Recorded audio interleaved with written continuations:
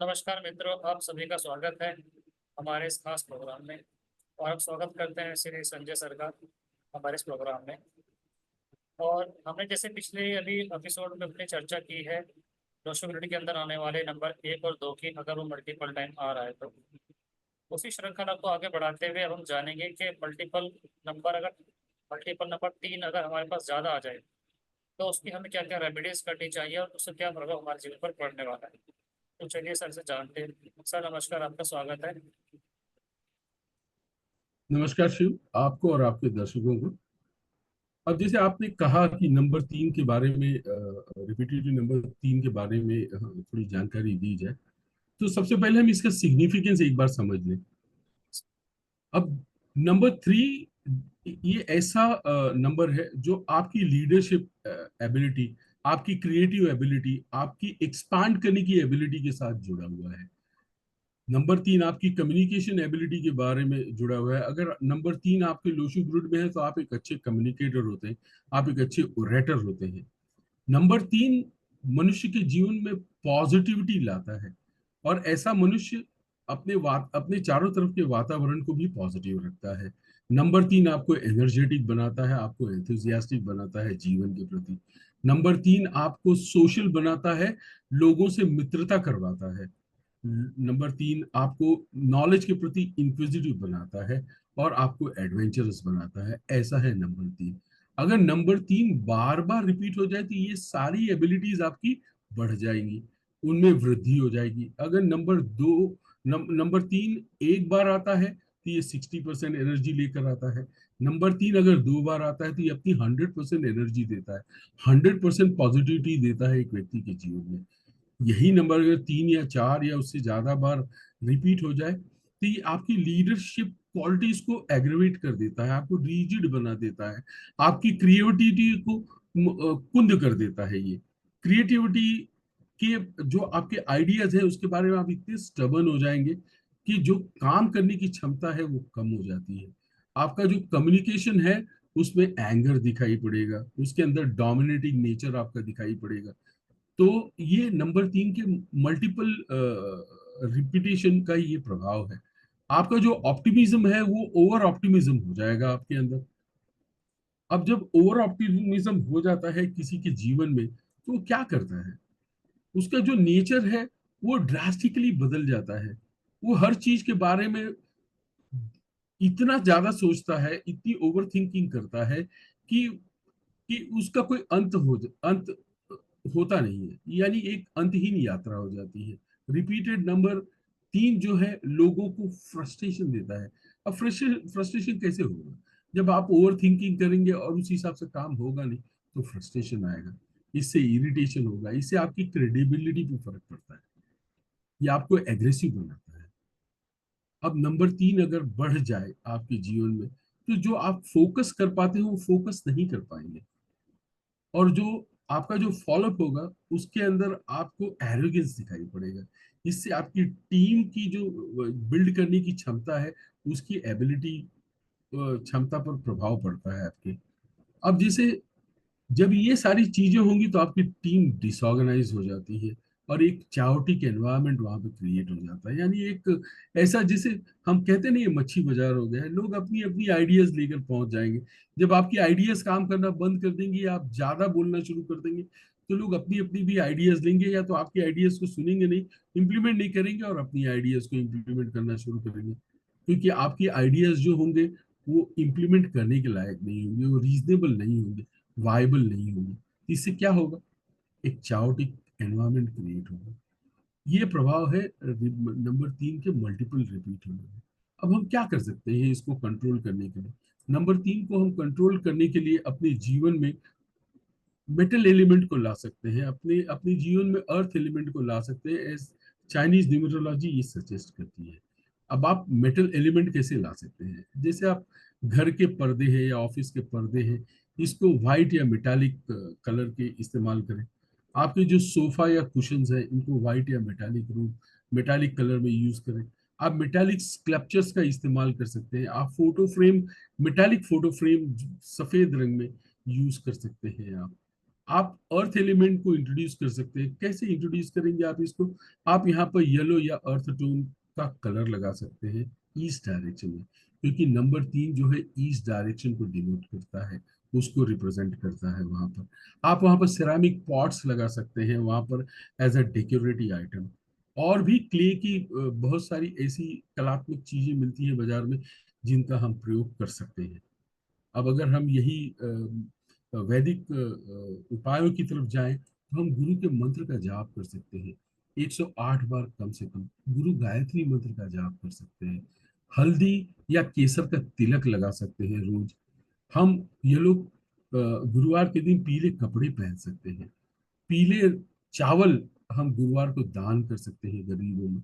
हम पीले कपड़े, पीले केले गुरुवार को दान कर सकते हैं। पंचमुखी रुद्राक्ष की माला का धारण कर सकते हैं। हम एक गुरु यंत्र भोजपत्र पर बनाकर या उसको ताम्र पत्र पर उकेर कर हम उसको अपने पूजा घर में प्राण प्रतिष्ठा कर रख कर पूजा कर सकते हैं। ये उपाय है जिससे हम नंबर 3 की एनर्जी को बैलेंस कर सकते हैं, अपने जीवन को खुशनुमा बना सकते हैं, अपने पारिवारिक और सामाजिक रिलेशन को सुधार सकते हैं। हम ये सब उपाय करके हमारी जो स्टबर्ननेस है उसके अंदर बदलाव ला सकते हैं। हमारी लीडरशिप क्वालिटीज को इम्प्रूव कर सकते हैं। हमारे कम्युनिकेशन करने की जो क्षमता है उसको बढ़ा सकते हैं। शिव। जी सर, आपने बहुत अच्छी जानकारी दी 3 नंबर के बारे में। तो सर उसी श्रृंखला में अगर अगर हम आगे बढ़ते हैं तो जो नंबर 4 है, यदि वो भी हमारे लोशो में मल्टीपल टाइम आ जाए तो उसका क्या प्रभाव हमारे ऊपर रहेगा और उसकी रेमेडीज हमारे लिए क्या क्या होंगी, तो प्लीज इस पर भी प्रकाश डालिए सर। अब नंबर 4 का सिग्निफिकेंस क्या है? नंबर 4 हमारी स्टेबिलिटी के साथ जुड़ा हुआ है। ये हमारे स्ट्रक्चर्ड अप्रोच को दिखाता है जीवन के प्रति, हमारे जीवन जीने की क्षमता को दिखाता है। ये नंबर 4 हमें प्रैक्टिकल बनाता है, हमें मेथोडिकल बनाता है, हमें जीवन के साथ जुड़ने की तरफ प्रेरित करता है हमें। नंबर 4 हम हमारे जो प्रयास है इसको दिखाता है। हमने किस ढंग से प्रयास किया है, उसकी दिशा क्या है, इसके बारे में दिखाता है। ये हमारे जीवन में डिसिप्लिन लेकर आता है। अगर हमारे 4 नंबर हमारे लोशु ग्रिड में है, ये हमें डिलीजेंट बनाता है। डिलीजेंट यानी हम जो भी अपना कार्य करेंगे उसमें हम अपनी कुशलता पर ज्यादा ध्यान देते हैं, उसके माइन्यूट डिटेल्स पर भी हम ध्यान देते हैं, जिससे हमें हमारे टास्क में सक्सेस मिल सके। नंबर 4 हमें पंक्चुअल बनाता है, जीवन में सही समय पर सही काम करने की क्षमता देता है। इससे हमारी समाज और हमारे प्रोफेशनल वर्ल्ड में हमारी रिलायबिलिटी बढ़ जाती है, हमारी डिपेंडेबिलिटी बढ़ जाती है। नंबर 4 हमें बहुत ही स्ट्रांग एनालिटिकल स्किल देता है।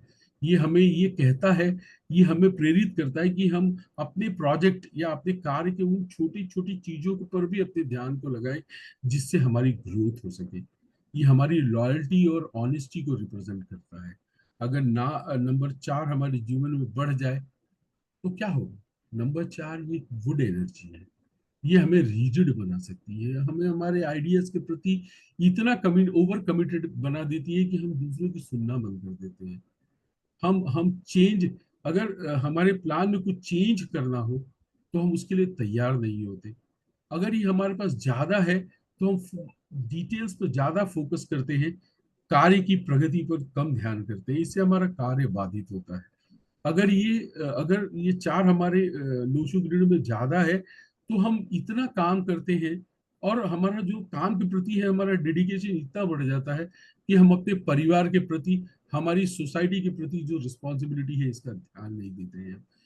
ये क्या होता है कि ये काम का प्रेशर इतना बढ़ जाता है कि हम अपने सेहत का ध्यान नहीं रखते, तो हमें मानसिक त्रास होगा, हमें तरह तरह की बीमारियां हो जाती हैं। और अगर नंबर 4 बढ़ जाता है, नंबर 4 क्या है? नंबर 4 प्लानिंग का है नंबर है। अगर नंबर 4 बढ़ जाता है हमारे जीवन में तो हम प्लानिंग ज्यादा करते हैं, उसके एग्जीक्यूशन की तरफ नहीं देखते हैं। हम ये नहीं देखते क्या हमारा प्लान वाइबल है, रीजनेबल है। ये हमारी सफलता को बाधित करता है। तो हम इससे निजात पाने के लिए, इस पर नियंत्रण करने के लिए हम क्या कर सकते हैं? हम अपने जीवन में मेटल एनर्जी को ला सकते हैं। व्हाइट और सिल्वर कलर का प्रयोग ज्यादा कर सकते हैं हमारे जीवन में। जैसे हमारे सोफे हैं, ऑफिस का कलर है, हमारे हमारे जो सीटिंग अरेंजमेंट है, उस पे व्हाइट और मेटालिक कलर का ज्यादा प्रयोग कर सकते हैं। हम अर्थ एलिमेंट को इंट्रोड्यूस कर सकते हैं, जहाँ पे येलो या बेज कलर को हम यूज कर सकते हैं। सिरेमिक जो आइटम्स हैं, जैसे वासेस हैं, इन सब का प्रयोग हम ज्यादा कर सकते हैं। हम एक काम कर सकते हैं, हम मिरर को ऐसे इस ढंग का मिरर हम सिलेक्ट करेंगे जो हमारी मेटल एनर्जी को एनहांस कर सके। तो ये है चाइनीज न्यूमरोलॉजी में। और रहा सवाल, अगर हम वैदिक न्यूमरोलॉजी की अगर हम बात करें, तो हम राहु का जो मंत्र ओम राम राहवे नमः, इसको हम 108 बार जाप कर सकते हैं। हम पूरे हम जैसे खड़ा मूंग होता है, इसको रात में भिगाएं, सुबह इसमें थोड़ा सा घी डालें, थोड़ा सा गुड़ डालें, और ले जाकर गौ माता को खिलाएं। इससे राहु प्रसन्न होता है। हमें डार्क कलर के कपड़े पहनना बंद कर देना चाहिए। हमें समुद्र के किनारे जाकर बहते जल में मछलियों को भोजन कराना चाहिए। हमने 8 मुखी रुद्राक्ष का धारण करना चाहिए, जिससे नंबर 4 की एनर्जी बैलेंस होती है। हमें एक सिल्वर प्लेट हमारी जेब में रखना चाहिए या हमारे पर्स में रखना चाहिए। ये सिल्वर की जो प्लेट है, ये चांदी की होनी चाहिए। शिव, ये कुछ उपाय हैं जिनसे हम हमारी 4 की एनर्जी को बैलेंस कर सकते हैं। जो हमारे ओवर रिएक्शंस हैं, एक्सेस या मल्टीपल रिपीटिशन 4 के, उसको हम नियंत्रण कर सकते हैं। तो मित्रों, ये था आज का हमारा खास वीडियो, जो था नंबर 3 और 4 के ऊपर आधारित, जहाँ पर 200 ग्रिड में वह नंबर आपके मल्टीपल टाइम आ रहा है। उसके बारे में हमने जाना कि क्या क्या हमें प्रभाव देखने को मिल सकते हैं, और हमें समय रहते क्या क्या उपाय करने चाहिए। तो आगे भी आप इसी तरह हमारे साथ जुड़े रहिए, और जो आगे के नंबर्स हैं उनके बारे में भी हम जानकारी देंगे सर से, इस प्रकार से। और आप हमारे चैनल को लाइक कीजिए, सब्सक्राइब कीजिए, ताकि और ये वीडियो जो है ज़्यादा से ज़्यादा लोगों तक पहुँचाइए, ताकि लोग भी इसका फायदा उठा सके। तो सर, इतनी अच्छी जानकारी देने के लिए आपका बहुत बहुत शुक्रिया, बहुत बहुत धन्यवाद। आपका भी धन्यवाद मुझे मौका देने के लिए।